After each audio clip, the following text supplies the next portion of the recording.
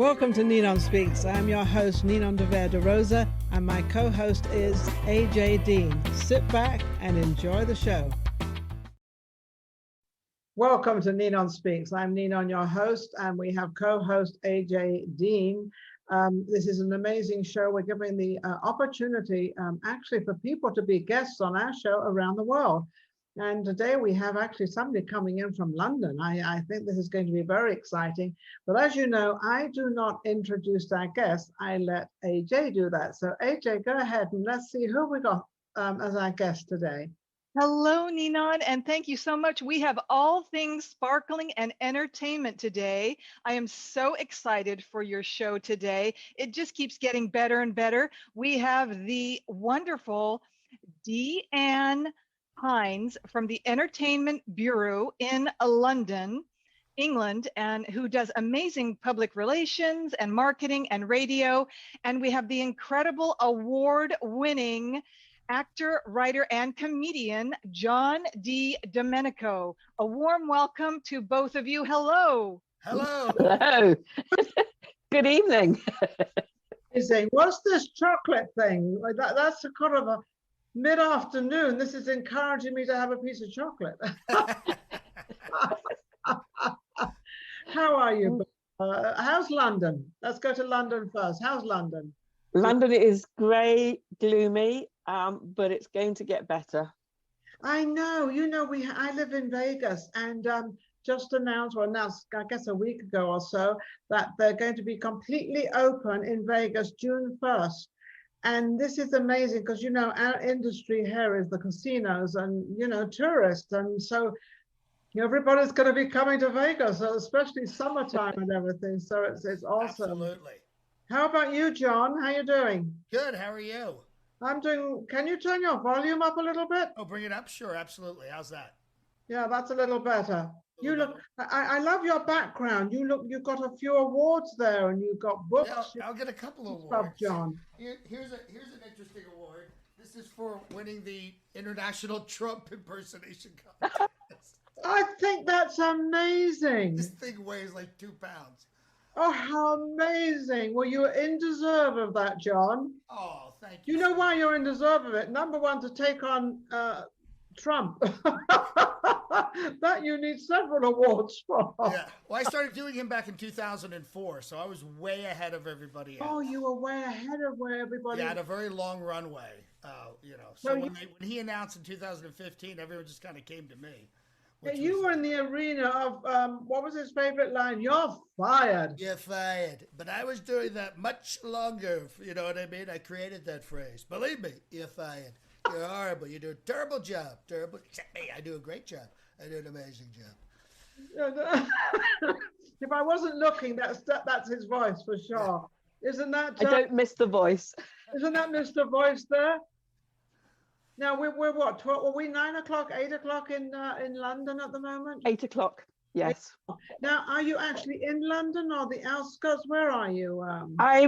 You worked in Baker Street, if I recall. I did. So, so you know where the Edgware Road is? Absolutely. So I'm 6 miles. I'm sorry? Near Madame Tussauds? Correct. Yes. So as you go north on the Edgware Road for 6 miles, that's where I am. Well, you're in the upper class area, my dear. Oh, well, that would be Hampstead. No, we're in its poor cousin. Oh, God. There's nothing poor about that end of London, believe me. Believe me, it's amazing. I just want to take a moment, Diane, that you sent out a press release on behalf of Ninon, pour moi. And I just want to thank you for the effort and all the work you put into that, and sort of, you know, both being from England, and obviously I'm in Vegas at the moment, but I just want to thank you for doing that and, you know, getting the word out. It's my pleasure. It might be nice for people to know in Torquay, where I was growing up, that this woman is sort of still doing something. Well, especially as your ancestry, you can date it back to the 1600s. You know. Amazing. Ancestry is big here. It is big. Well, apparently there was a woman at Loyola Marymount University was very inquisitive about my name, which is Ninon de Vere. De Rosa was my married name. So de Vere was my family name, and de Vere was my father's side.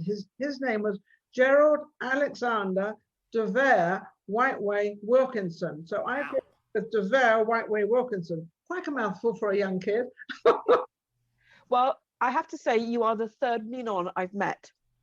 Really? Oh my That's how unusual the name is. And I've loved it ever since I met my first Ninon, who used to work at the Fairfield Halls in Croydon.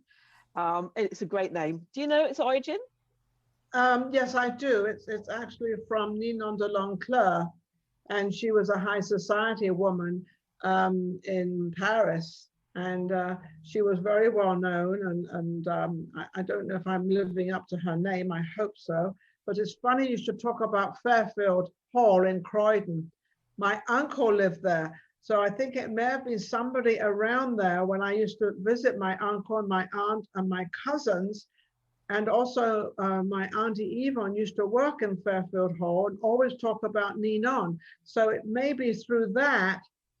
Ask your friend if she knows Yvonne Hicks, if she knew. Yvonne Hicks. I don't know. She's not there. The Fairfield Hall's closed for a period of time. Yeah. So I don't think she's still there. And I have lost track. Lost track. Oh dear. Well, you're not going to lose track of me. Not at all, I hope. Not at all. So, John, you have quite a history with you. When did you start sort of impersonating and taking on these challenges? Because to me, it's quite a challenge to sort of try to be like somebody else as that, because you just gave us an example of Trump, and that was pretty true to Thank you. Well, I was a kid. I grew up in this town outside of Philadelphia called Ambler, and I grew up in like row homes, which are all over London, but they all had they call them stoops in New York, but they little steps out front. You had 3 or 4 steps, and all my neighbors would sit out. And I was 5. I would just come out and do voices that I'd just seen on Ed Sullivan or Merv Griffin or whoever was on at that time. And I also had a severe speech impediment.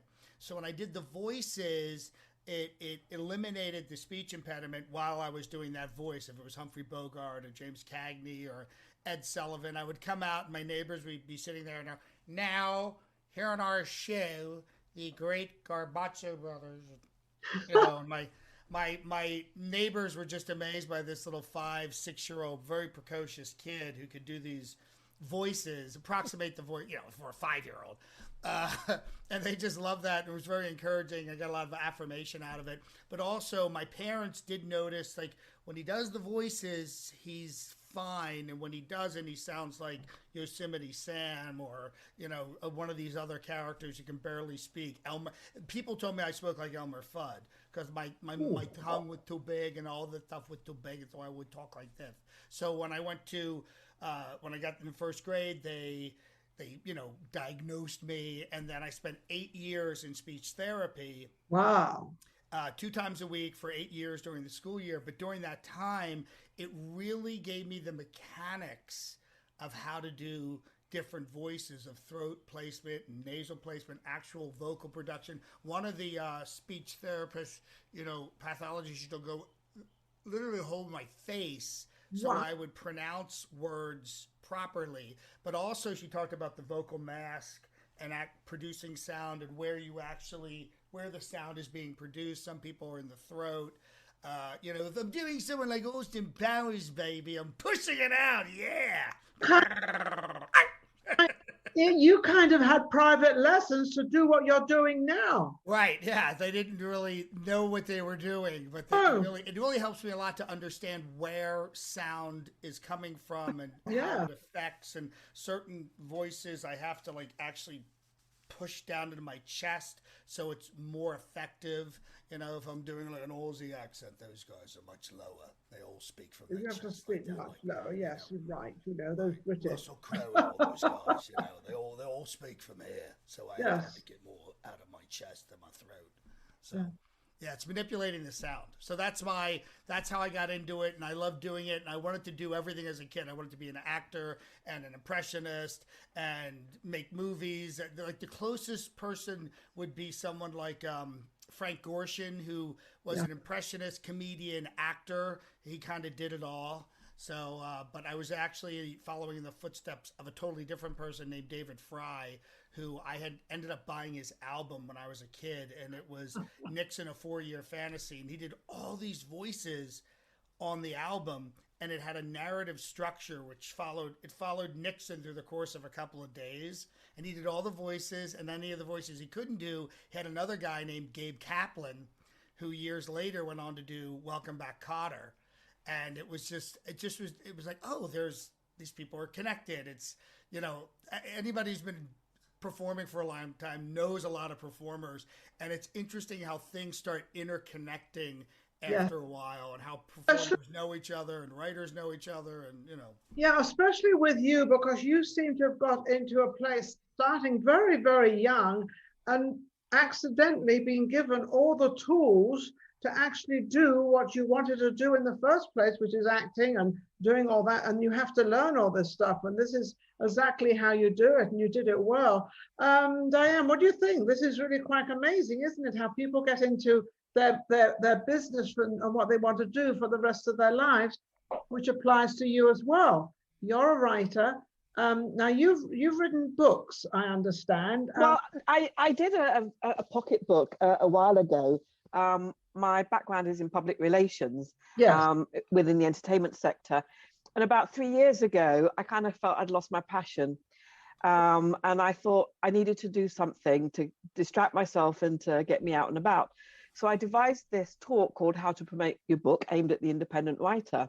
So I thought I needed to have something to promote, in addition to my events that I was organizing. So I did this pocket guide to promoting your book. So that's what I have written. I've written 2 other books that are unpublished, but the pocket book I did, How to Promote Your Book, I self-published. And it was fantastic because I delivered that talk to over 300 libraries in the UK, writers groups in California and Nevada, and I've met so many fascinating people as a result. So even though I felt that I kind of lost my passion for doing the PR, that gave me a new energy to help other people. And as a result of doing it, several people have enjoyed tremendous success as a result of attending my events. Doesn't that make you feel good when you've actually done something and you've actually helped somebody else, which is your intention of doing, to help somebody else, but you actually get the feedback that has actually happened? I think that has to be the greatest satisfaction in the entire world, regardless of money and cars and houses. Exactly. It's exactly that you help somebody else overcome, where they, like you, John, you overcame a lot of stuff, and I'm quite sure you were bullied in school. Were you bullied in school? Oh yeah, I was bullied. Well, I had a speech impediment. I wore glasses from the time I could see. I had one lazy eye, so it floated. I had to wear a patch. So I was like the target of a lot of bullying. And luckily I was funny, so that saved me the really intense beatings. Yeah, because you were a total catastrophe. I mean, they all picked for this, it was that. Yeah, and I wasn't athletic, so all the, I was bumping into furniture. So it was good. You had everything against you, and yet it's funny because everything against you became for you. Yeah, all those things, all those hurdles you overcome eventually come back around, and it's what drives you and gives you like a clearer vision of what you have to do. And it certainly does. And AJ, I know you would like to ask Diane a question, because I know you have a couple of questions you'd like to ask her. Go ahead. Yes, thank you so much, Ninon. Diane Hinds is in London, and I wanted to ask Diane Hinds what's the pulse right now in London, and also to talk about the Entertainment Bureau and what you do and your chocolate radio. So the pulse in London, I probably am not the right person to gauge that, other than the pubs opened last Monday. So people are now able to go and drink, but it's outside. And I was talking to somebody today who does frequent pubs, and he was saying that, because it's still quite cool at night, there's not that impetus for sitting outside and enjoying a pint. But I'm not particularly fond of pub culture myself. I like going to the cinema or having dinner. rather than sitting there having drinks. I It probably makes me sound like a snob, but I'm not. I don't think I am. Snob. So, you know, I love people and I love talent. And I love seeing people succeed. So I found many years ago that I quite by chance fell into public relations.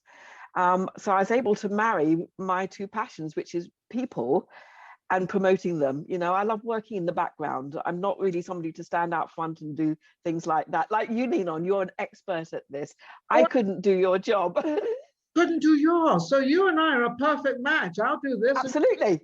Absolutely. And I love helping people succeed. You know, even now, after doing my job for nearly 30 years, I still get that buzz. I still jump up and down when I've got something for one of my clients. I've not lost that passion.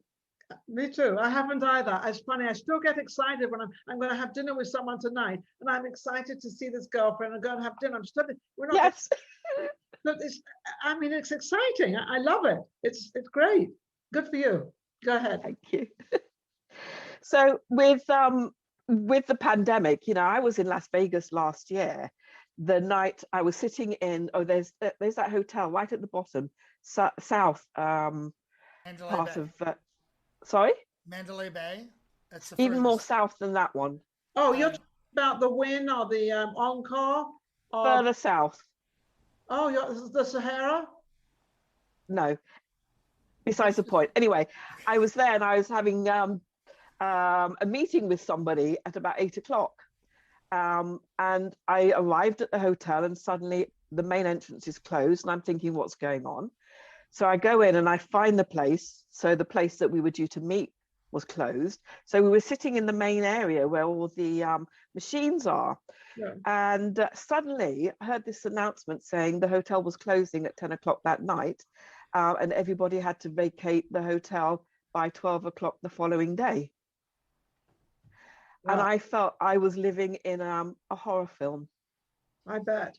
It was, wasn't it? That was March the 12th of last year. Yes. Because well remembered.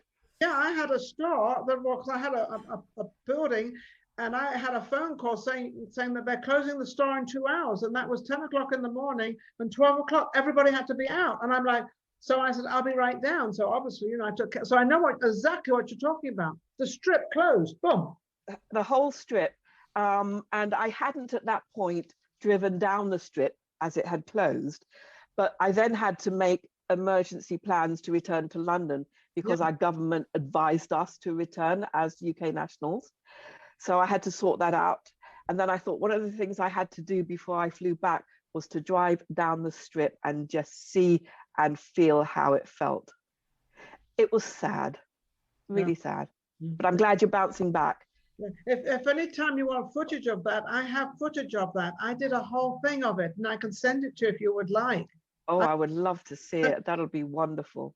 Footage of 2 film, very small pieces of film that shows the whole strip, and it shows where the hotels, the outside of them are all overgrown. It is something you look, well, at least you could have kept the garden up, but it's amazing what it looks like when you see the strip before and you see it during. Oh, so I'll send that to you. It felt like I was in. Yeah, and the plywood over some of the entrances was very I've got that as well, John. I have that as well. I have all this stuff where they've all and lights on, and then I've got also they lit up. This is a great thing they did. They lit up each room and made it into a heart. Yes. Each room they put the lights on and made it into this incredible heart, and it was just amazing. But it's a sight that you never thought in a million years you would ever experience or see. Yeah. It felt like, you know, that film 28 Days. Yes. It felt like that. Yes, that's right. You're right. You're right. Oh my goodness. So you're doing PR. Have you gone back to PR after sort of transferring into the writing and doing a couple of books? And well, yes, because public relations, I would say, is my main passion. But 30 years ago, I started out in radio and I wanted to work for the BBC in radio and music production, which I did. I achieved that goal. And then kind of life gets in the way. I found my niche as a PR and I absolutely loved it. You know, I've never had a job. You know, that expression, if you find something you love, you'll never work a day in your life. That's correct. That's been my career. That's what we're doing. And then obviously with the pandemic happening last year, my artists can't perform. So I thought I needed to do something for my own mental well-being. Yes. And a dear friend whom I met when I used to work in local radio in 1984, I rang him up by chance because we go out for lunch and every so often. And he said, look, do you fancy doing guest hosting The Quiet Storm on his radio station? So I said, yeah. I thought I haven't done it for 32 years, but yes. And I did it and it was exciting and thrilling. And I thought, I want to do more. Good. So I wrote to a number of other internet radio stations. One in America turned me down. And this other station said, yeah, we'd love to have you. And I said, look, I'm still quite new at it. And I had to get some kit because my studio's in my home. We can't go into the offices, the studios. And they've given me carte blanche to do what I want. So I do Monday and Friday, I do, 2 hours of playing classic and contemporary soul music. And I do a feature interview show called The Music, My Life. And I interview people like you, and hopefully you'll come on the show to talk about your emotional engagement with music. Oh, I love music. Now, what was the first track you heard? What did it mean to you? What was the message you were getting? Who was playing music in your house? If you split up with a boyfriend, what was the music you were listening to at the time and what was going through your mind? So it's quite interesting having those conversations with people about their relationship with music rather than, you did this, you did that. Yes. And sometimes it's quite emotional. The triggers it has in certain people. There was one lady I interviewed who found God at the age of 7. Wow. And was put in a psychiatric hospital age 13 for 3 years. Wow. And she said it's listening to gospel music and her faith in God that got her through. And she broke down into tears, and she let me keep it because, as I said to her, your story will help one person. That's all you need. Just help that one person. It's funny you talk about music that you're introduced to at your home. Mine would be Mozart, Brahms, Rachmaninoff, Tchaikovsky, Brahms, all this stuff. That's how I was brought up. And every Sunday we would go to a concert. My father would take us one Sunday and my mother would take us the next Sunday. So that's how we sort of, went along life. Getting back to you, John, it's an interesting story on somebody else's life and how they created, which is not the same as how you did yours, but still similar as how we all seem to create our lives. Yes. And all this talent sort of comes out of something. And like you said, Diane, that you never work. Once you find what you like, you never work. But I've never worked, but I've worked all my life. And that sounds the same as you, John, is the situation. I think performers work every single day of the week, and actors and singers and you're actually looking for work and you're looking for the performance. And someone like me, I write the material and I produce a web series, and you're always it's very stimulating creatively to be doing all of these different things, and you have to do it. No one's going to come to you. You have to make your own opportunities to make it happen. Yeah. And it's a 10,000 hour thing with all of this stuff. It's 10,000 hours of doing, rehearsing voices and time on stage and working with other actors and writing. It's just, it's such a, by the time you're good, you're middle aged, but it's always, but it never stops, it never really stops. And that's one of the things I've learned from even older actors. It's like, unless you're like in that 1 percentile who's asked to be in everything, you're really creating your own work. You're creating your own opportunities. And if you can't do that, this idea of sitting around waiting for someone to call you, especially now with all the social media platforms where you can work in a 15-second format on TikTok or long form on YouTube, Yes. but there's so many different places and Well, so it's many different opportunities. outlets for So it. Yeah, many, there's so many opportunities. so many It's crazy. opportunities. John, I'm going to ask you, you do Trump. Who else do you do? Who else? Well, I do a lot of people. I'm doing Regis Philbin when I get off of this phone call. That's why I have my Regis hat right now. I love it. I do, I do Austin Powers and Oh, give Dr. Austin Evil. Powers. You want me to do some Austin Powers, baby? Yeah. And I started doing Mike Myers back in 91 and 92 because he was doing Wayne from Wayne's World. He was like, Yeah. all right, excellent. Hi, I'm Wayne Campbell from Aurora, Illinois. Swing. So as when he went on to create a lot of different characters, but when Austin Powers came out, I was like, well, I can do Austin Powers because I can do a kind of a mashup of London accents, which he's doing, just kind of a bunch of British accents kind of rolled together. And can you do a Scottish accent? What's that? Scottish. Can you do a Scottish? I can do Scottish. That's right. Because he does his Scottish too. You know what I mean? He had a whole sketch, and if it's not Scottish, it's crap. John, do you do the royals? Do you do an upper class? I know you're half Irish and half Italian, so that's in your background. Do you do a upper class royal? Yeah, well, I was, you and I were talking before when I was, learning comedy and kind of finding it as a kid. We had Monty Python come on. I think it was 69 or 70. I forget the exact year. But all of a sudden, these British men were doing these insanely silly things, and I love, all Americans love the British accent. It just it never gets boring. No, and especially for someone who's doing, like, when they do the women, when they do the fight, the English accent like that, it's really the cold blimey. Yeah, it's really, but it's great, and there's so many, it's like thinking America is like three accents, but when you start studying England, and there's so many variations. Well, Manchester, Leeds. Manchester's an excellent. You've got the Welsh, and then you've got Bristol, and you've got Devon, and then you've got London. London has got, all over London. Right, it's really remarkable. All these languages. Diane and John, both of you could help each other. One's in America and one's in London. Absolutely. You could help each other and see how you can sort of, enhance each other's what you're doing out there, because this is what this whole program is about. And that's why we have two guests, is so that we get you together and you can help each other. We've had a couple of burlesque. We've had a young burlesque and an older burlesque. So the older burlesque is teaching the younger how to keep it out there. So you two could do the same sort of thing. Yeah. And I've performed in London. I did 6 appearances on This Morning, and there was another show that I did. I think it's Piers Morgan's show. And I did 2 shows at the Dorchester, and this was in 2016.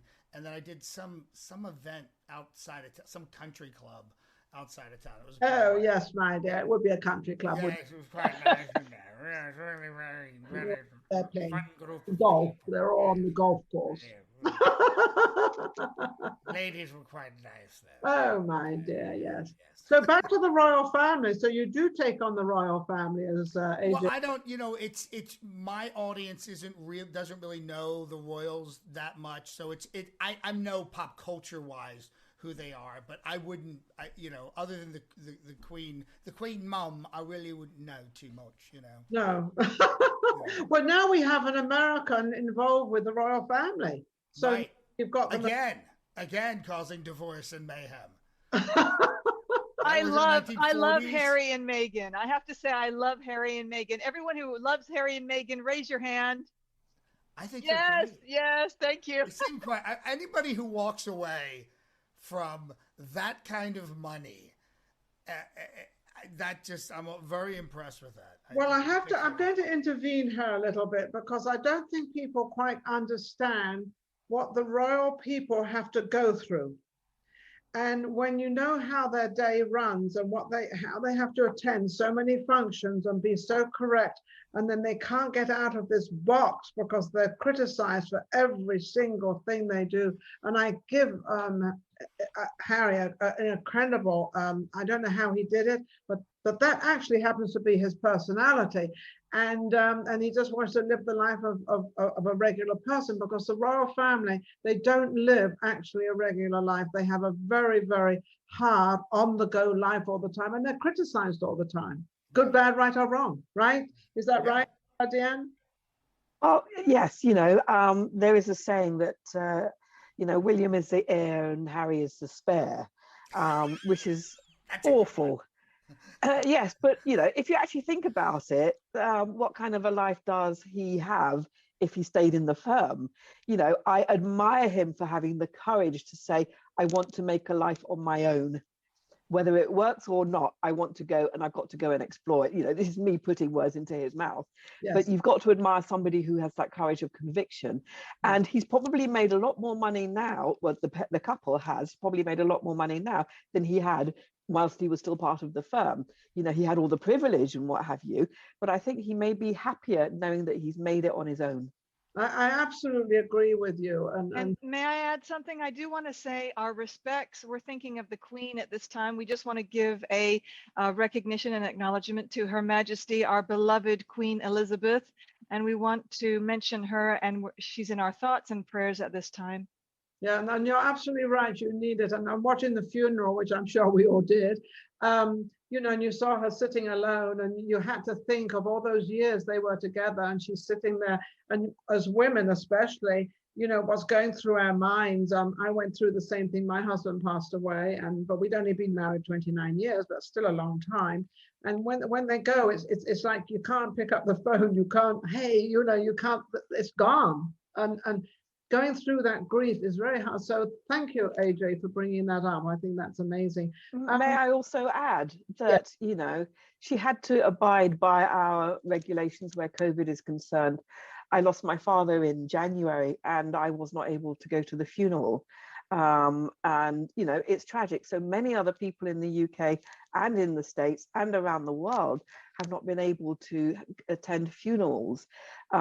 She was fortunate too, but it was heartening to see her and the family obeying the regulations, because people can twist it to their needs at the time. And there was no sign of that. So I respect her and the family for keeping to that image. It was hard to do, I would imagine, to stick to that image. On that, John, have you got anything coming up? Are you appearing anywhere? Because now we're getting everything open, and now people are.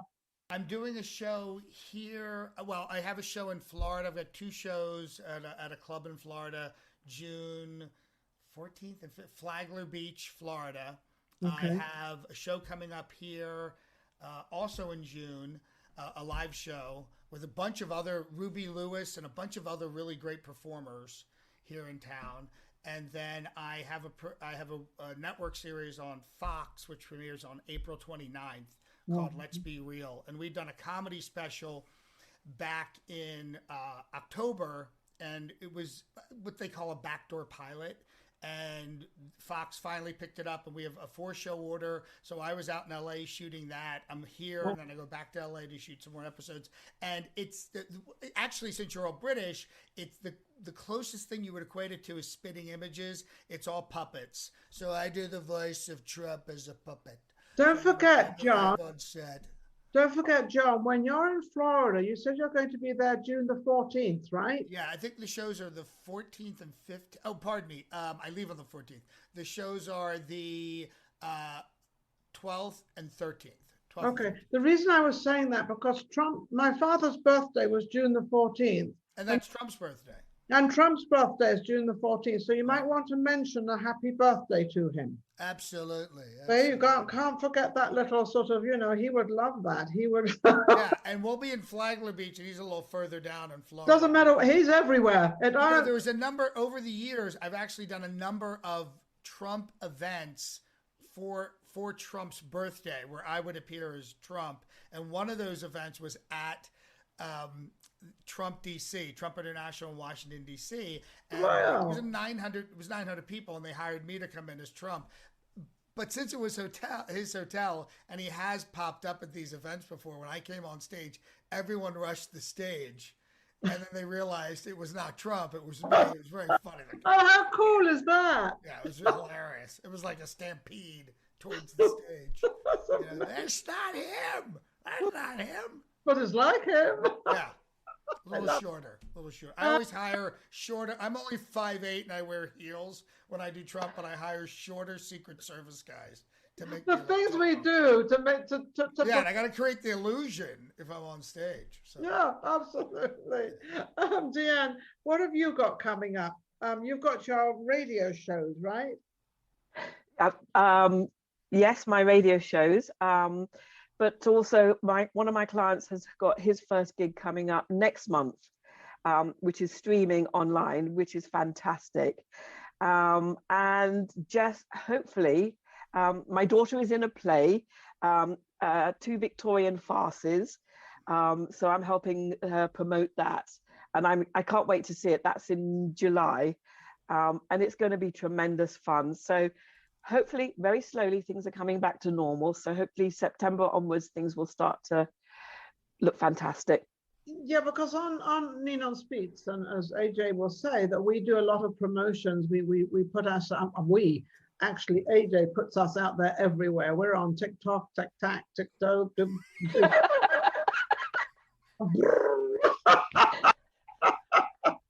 I mean, there's Facebook, there's Twitter. So many platforms. There's Twitter. I don't know how she keeps up with it, but I'm browsing through all this stuff, and I come across. Oh, look, there we are. Oh, there we are. I'm so sorry to interrupt, Ninon. We have about a minute left, so we need to wrap it up. Apologize. Wrap it up. Well, we definitely thank you so much. Well, we're going to wrap it up and say thank you both for coming on. John, thank you. Diane, thank you so much. Whatever we can do for both of you regarding publicity and whatever we can have.